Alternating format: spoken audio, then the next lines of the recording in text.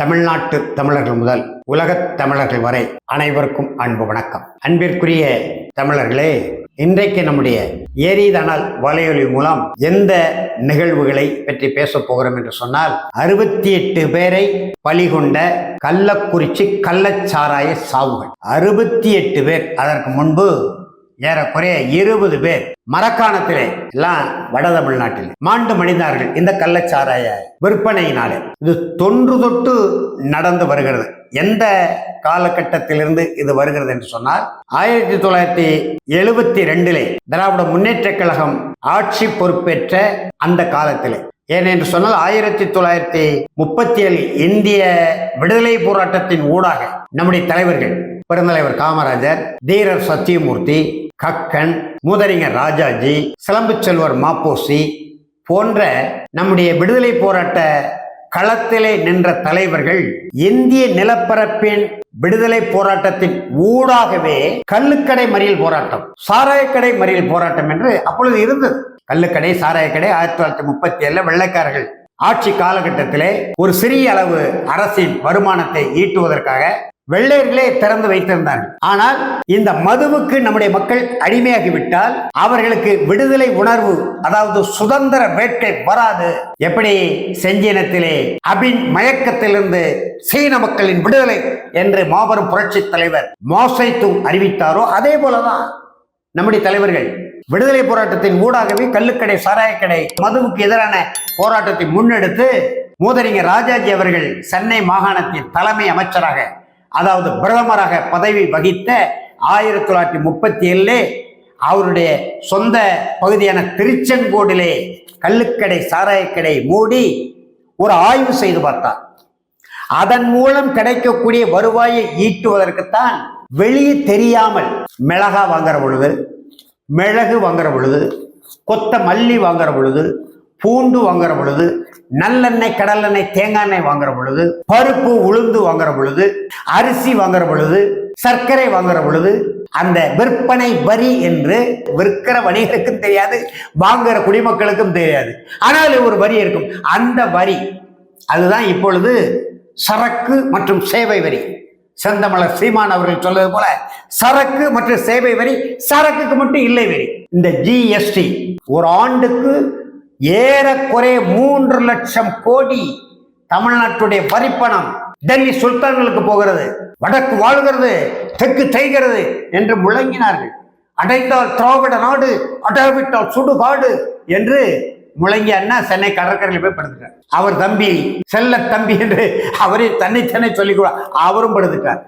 அவர் வழியிலே ஆட்சி செய்கிறோம். யார் வழியிலே? பேரறிஞர் அண்ணா வழியிலே. அண்ணா வழியில் அயராது உழைப்போம், ஆதிக்கமற்ற சமுதாயம் அமைத்தே தீர்வோம், இந்தி திணிப்பை என்றும் எதிர்ப்போம் எல்லாம் முழங்கினவர்கள். பக்கத்துல போய் அடைக்கலம் ஆகிட்டாங்க சென்னை மெரினா கடற்கரை. இவர்கள் ஆட்சியிலே தான் 1972 அதற்கு முன்பு 37 ராஜாஜி தொடங்கி விடுதலை போராட்டத்தின் ஊடாக மது ஒழிப்பு போராட்டத்தில் நம்முடைய தியாக சீலர்கள், விடுதலை போராட்ட வீரர்கள், மாபெரும் தலைவர்கள் வென்று காட்டினார்கள். 1937 பிறகு கொஞ்சம் கொஞ்சமா முழுமையான மதுவிலக்கு கொண்டு வந்த பிறகு மது என்றால் என்ன என்று தெரியாது. அங்கொன்றும் இங்கொன்றுமாக சட்ட விரோத செயல்கள், கொலை, கொள்ளை, பாலியல் வன்மம், திருட்டு இப்படி நடைபெறுவதை போல அங்கொன்றும் இங்கொன்றுமாக சில இடங்களில் கள்ளத்தனமாக சாராயங்காட்சி விற்பார்கள், குடிப்பார்கள். ஆனா சாவு வராது. பனை மரத்திலே கல்லை இறக்கி அருந்துவார்கள், எந்த இழப்பும் ஏற்படாது. அப்படிப்பட்ட நல்ல சூழல் நாட்டு மக்கள். கல்வியறிவு கிடையாது, வேலை வாய்ப்பு பெரிய அளவில் கிடையாது, தொழில்நுட்பம் கிடையாது, அறிவியல் வளர்ச்சி கிடையாது. ஆனால் வறுமை இருந்தது, ஏழ்மை இருந்தது, வேலையில்லா திண்டாட்டம் இருந்தது, ஆரிசி பஞ்சமே இருந்தது. அதனாலதான் 3 படி லட்சியம், 1 படி நிச்சயம். 67 தேர்தல் 3 படி, 1 ரூபாய்க்கு 3 படி கொடுப்பார்களா? அது லட்சியமா? 1 படி நிச்சயம் உடனே நாம கொடுக்கிறோம்னு அண்ணா சில இடத்துல தொடங்கி வச்சார். அது வேறு. இன்றைக்கு அரிசி எங்கு பார்த்தாலும் கிடைக்கும். நம்முடைய பங்கீட்டு கடை அரிசி, நம்முடைய மக்களுக்கு சேர வேண்டிய அரிசி ஆயிரக்கணக்கான டன்கள் கடத்தப்படுகிறது, அது தொடர்பான வழக்குகளும் பதிவு செய்யப்படுகின்றன, அது வேறு. ஆனாலும் அன்றைக்கு தமிழ்நாட்டு மக்கள் போதிய கல்வி அறிவு இல்லாதவர்களாக இருந்தாலும் நியாயவான்களாக இருந்தார்கள், ஒழுக்க சீலர்களாக இருந்தார்கள். இன்றைக்கு ஊடகங்களிலே, எழுத்து ஊடகங்களிலே, காட்சி ஊடகங்களிலே வருகிற ஒழுக்க கேடுகள், மது போதைக்கு அடிமையான இளைஞர் படுகிற பாடு, அவர்கள் பெற்றோர்கள் படுகிற பாடு, தந்தையை மகன் தாக்குகிற காட்சி, தாயை மகன் தாக்குகிற காட்சி, தந்தையின் தாயை கொலை செய்கிற செய்தி, பெற்ற பிள்ளை என்று பார்க்காமல் தகப்பனை மகனை அடிக்கிற செய்தி அல்லது கொலை செய்கிற செய்தி, இப்படி பல வகையான சமூக கேடுகள் நாள்தோறும் பக்கம் பக்கமாக வந்து கொண்டிருக்கிறது. ஒவ்வொரு தொலைக்காட்சியில் வந்து கொண்டிருக்கிறது. இதெல்லாம் கிடையாது 67க்கு முன்பு, 72க்கு முன்பு, 67 அண்ணா ஆட்சி, 69 ஒரு மறைவு, ஐயா கலைஞர் முதலமைச்சராக வந்தார்.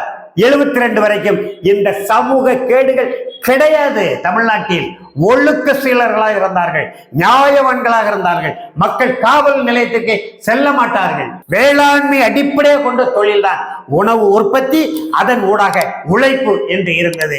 ஆனா 72ல அண்ணா தான் சொன்னாரு, நாட்டின் அரசுக்கு வருமானம் வர வேண்டும் என்பதற்காக கள்ளுக்கடை சாராயக்கடை திறக்க மாட்டேன். கள்ளுக்கடை மூலம் சாராயக்கடை மூலம் வரக்கூடிய வருமானம் பெருநோயாளிகள் கையில் இருக்கிற வெண்ணெய்க்கு சமம் என்று அறிஞர் அண்ணா சொன்னார். அண்ணாவின் வழியில் அயராது உழைப்போம், ஆதிக்கமற்ற சமுதாயம் அமைத்தே தருவோம் என்று சொன்ன ஐயா கலைஞர் 72ல அரசுக்கு வருமானத்திற்காக கள்ளுக்கடை சாராயக்கடை திறந்தாரு.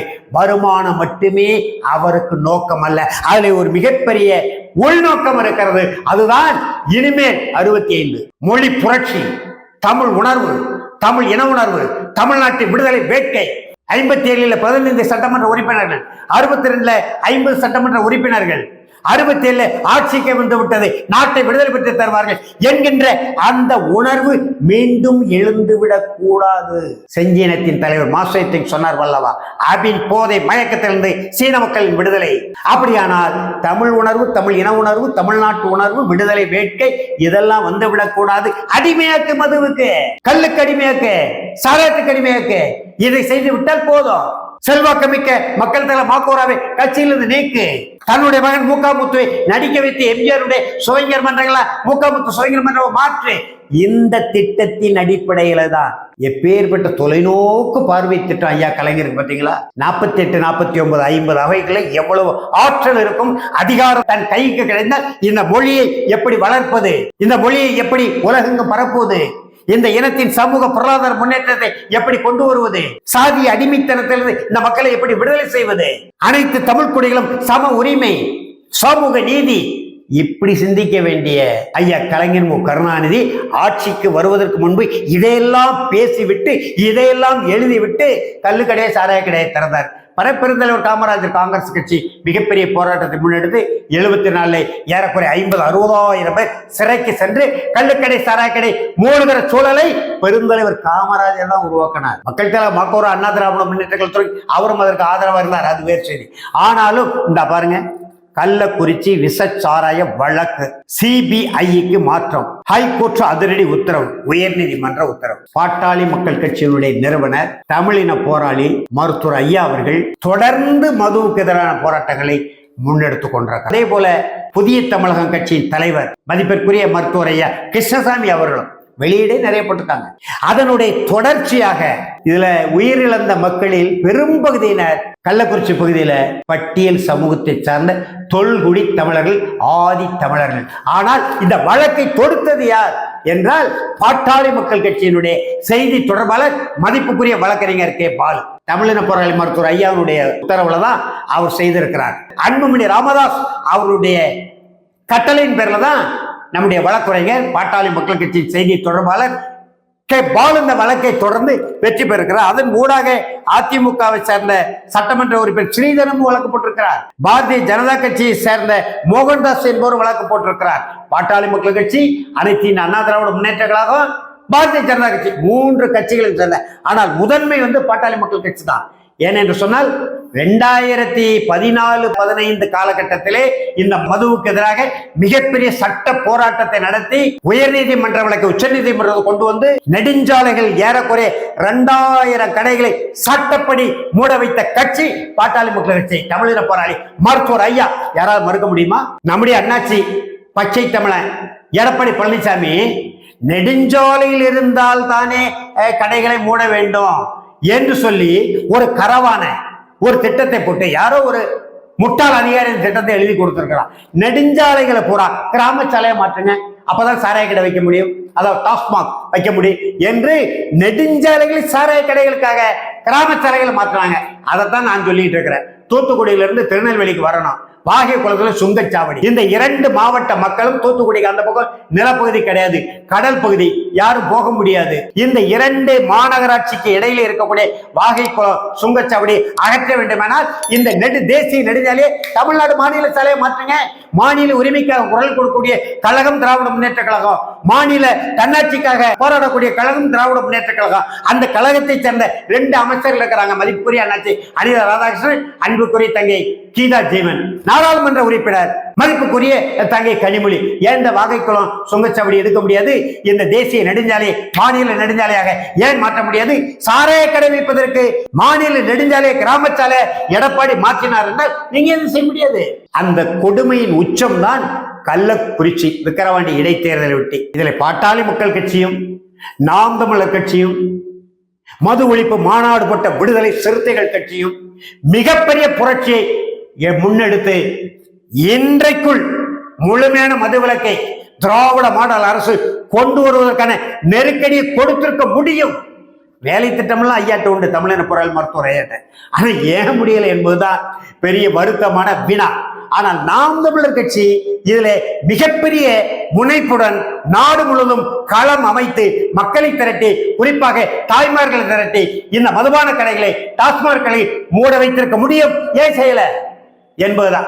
நானே ஒரு கடையை எங்க ஊர் திருநெல்வேலியில மேலப்பாளையத்துல 3000-4000 மக்கள் ஒன்றுதான் போறாங்க. மாவட்ட ஆட்சியர் அலுவலர் ராஜா நகர்ல தெருவுக்குள்ள மக்கள் அடர்த்தியாக வாழக்கூடிய ஒரு தெருவுக்குள் ஒரு சாராய கடை ஒன்று நடக்கல. 3000 பேர் விடுதலை சிறுத்தைகள், அந்த தமிழர் கட்சி, இந்த தமிழர் கட்சி, மனிதநேய மக்கள் கட்சி, இஸ்லாமிய அமைப்புகள் எல்லாம் சேர்ந்த போராடினாங்க. ஒன்று நடக்கல. கடைசியில 7 பேரை கூட்டிட்டு போய் பாய வரிசைப்படுத்தி 7 நாட்கள் ஒரு கடையை மூடியிருக்கிறார். அதே போல 500க்கும் மேற்பட்ட பேரூராட்சிகள், எங்க ஊர் ஆழ்வார்த்தனரி டாஸ்மாக் கடை, மதுபான கடை இல்லாத ஒரே பேரூராட்சி என்னுடைய பேரூராட்சி தான். அப்படி நாங்கள் எழுத்து வடிவாக போராட்டங்களை முன்னெடுத்து ஒரு தனி மனிதர் அல்லது ஒரு குழு அல்லது ஒரு 10 பேர் 20 பேர் சிறிய சிறிய தமிழ் தேசிய அமைப்புகளை நடத்தி கொண்டிருக்கிற எங்களால் இது முடியுதுன்னா லட்சக்கணக்கான வாக்காளர்களை கொண்ட பாட்டாளி மக்கள் கட்சிக்கு ஏன் முடியாது? நாம் தமிழர் கட்சிக்கு ஏன் முடியாது? விடுதலை சிறுத்தைகளுக்கு ஏன் முடியாது? முயற்சி செய்யவில்லை. இப்ப நம்முடைய வழக்கறிஞர் பாலு அவர்கள் அருமையான இந்த வழக்கை போட்டு 68 பேரை பலியான கள்ளக்குறிச்சி விஷசாராய வழக்கை மாநில அரசு மீது எங்களுக்கு நம்பிக்கை இல்லை, தமிழ்நாடு காவல்துறை மீது எங்களுக்கு நம்பிக்கை இல்லை, காவல்துறை கண்களில் மண்ணை போட்டுவிட்டு இந்த நாட்டில் எவனும் கள்ளச்சாராயம் காட்சி விற்க முடியாது. அப்படின்னா காவல்துறை அதிகாரிகள் சிக்குவார்கள். இவர்கள் மீது நம்பிக்கை இல்லை, இவர்கள் அந்த வழக்கை திசை திருப்புவார்கள், சான்றுகளை அளிப்பார்கள், ஒன்றுமில்லாமல் செய்து விடுவார்கள். எனவே ஒன்றிய அரசு சிபிஐ குற்றப்பிரிவு குற்ற புலனாய்வுத்துறை விசாரிக்க வேண்டும் என்று வழக்கு போட்டு அந்த வழக்கிலே உயர் நீதிமன்றம் வழக்கின் நியாயத்தை உணர்ந்து இந்த வழக்கை ஒன்றிய அரசின் குற்றப்பிரிவு குற்ற புலனாய்வு துறைக்கு சிபிஐக்கு மாற்றி இருக்கிறார். அதை வரவேற்கிறோம். இதற்கு பிறகாவது திராவிட மாடல் அரசு இந்த கள்ளச்சாராயம் தொடர்பான இந்த சிக்கலில், இந்த மதுபானம் தொடர்பான இந்த சிக்கலில் தெளிவு பெற வேண்டும், தீர்க்கமான ஒரு முடிவை எடுக்க வேண்டும். அந்த தெளிவை பெறுவதற்கும் தீர்க்கமான முடிவை எடுப்பதற்கும் தமிழர்களின் கட்சியான பாட்டாளி மக்கள் கட்சி, நாம் தமிழர் கட்சி, விடுதலை சிறுத்தை கட்சி, புதிய தமிழர் கட்சி போன்ற கட்சி தலைவர்கள் தீவிரமாக சிந்தித்து நம் மக்களை காப்பாற்ற முன்வர வேண்டும் என்கின்ற ஒரு அன்பான வேண்டுகோளை தமிழர் கட்சி தலைவர்களுக்கு இந்த எளிய தமிழர் வைத்துக் கொள்கிறேன். இவற்றிலிருந்து ஒரு விடிவை நம்முடைய தமிழ் தேச மக்களுக்கு, தமிழ் இன மக்களுக்கு கொடுக்க வேண்டும் என்றுதான் தமிழ் தேசிய கடத்தில் தொடர்ந்து நாங்கள் போராடி கொண்டிருக்கிறோம். அதற்கு தமிழ்நாட்டு மக்கள், எங்களை போன்ற தனித்தனி சிறு சிறு குழுக்களாக இருக்கக்கூடியவர்கள் யார் என்று பார்க்காமல் எதற்காக போராடுகிறோம், என்ன நோக்கத்துக்காக போராடுகிறோம், எதை நோக்கி முன்னேறுகிறோம், எதை நோக்கி மக்களை அணிதிரட்டுகிறோம், எந்த வகையான கருத்துக்களை பரப்புகிறோம் என்று ஆய்வு செய்து எங்களை போன்ற தமிழ் தேசிய போராளிகளுக்கும் தமிழ் தேசிய களத்திற்கும் ஆதரவு தர வேண்டும் என்கின்ற அன்பான கோரிக்கையை தமிழ்நாட்டு தமிழர்கள் மட்டுமல்ல உலகத் தமிழர்களுக்கும் வேண்டுகோள் விடுத்து நிறைவேற்றுகிறேன். நன்றி, வணக்கம்.